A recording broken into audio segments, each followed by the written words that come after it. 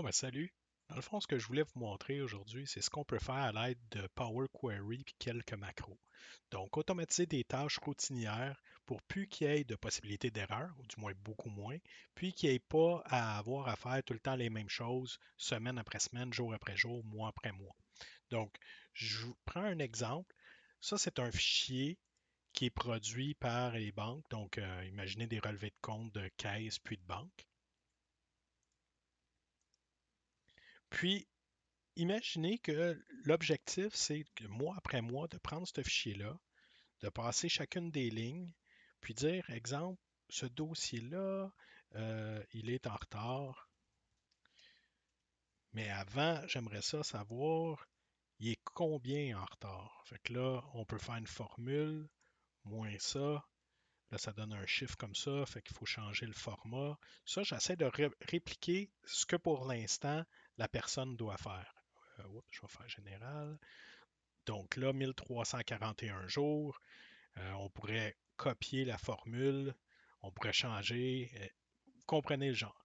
Fait que là, c'est beau, on le fait pour 2022-05 pour la caisse, mais après, il faut le faire pour la banque. Après, il faut le faire pour le mois de juin, le mois de juillet, etc. Puis il y a beaucoup d'autres traitements qu'il faut faire. Il faut voir la somme, etc. Puis en plus, en bas, il y a d'autres informations dans un autre format. Donc, chaque mois, il y a deux informations, des informations de chèque, puis des informations de dossier, peu importe. Puis ici, il faut être capable de voir, il y en a combien du client 1. Fait que là, il faut faire un filtre.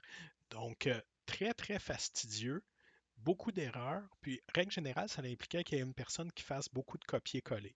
Fait que ce qui a été fait, c'est que maintenant, à l'aide du Power Query, il va chercher toutes les données, puis on a mis un dashboard central où ce qui dit automatiquement, ben, la banque qui a 31 000, la caisse 23 000 ou millions, peu importe, puis voici le pourcentage de chacun.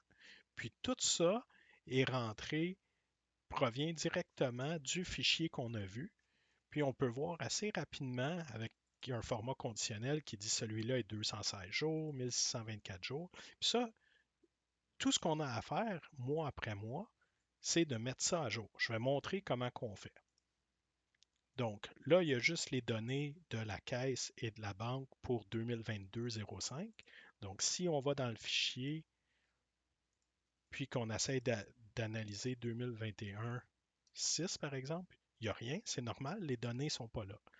Fait que là, ce qu'on va faire, c'est que on va prendre les données de 2021, puis on va les amener ici. Donc 2021, 2021. Puis là, il va falloir faire un refresh. Puis là, il suffit d'attendre. Donc, en arrière, qu'est-ce qu'il fait? C'est que lui, il sait déjà c'est quoi le format qu'il s'attend à voir. Il va chercher les informations, il les met à jour. Puis, étant donné qu'ici, on a fait un fil, toutes les données de 2021-6 vont apparaître, sont en train d'apparaître. Et voilà. Puis si on veut voir les données en arrière, on vient ici, tantôt n'était pas là, puis c'est la même chose que tantôt, sauf que là, ça s'applique au fichier qui a été produit 2021-06. Puis quand il va être en, en 2022-07, 2022-08, tout ce qu'on a à faire, c'est de mettre le fichier ici, puis d'aller dans le fichier Excel, puis de faire un refresh.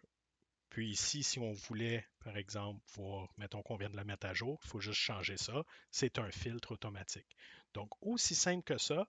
Évidemment, c'est beaucoup plus versatile. Ça économise énormément de temps.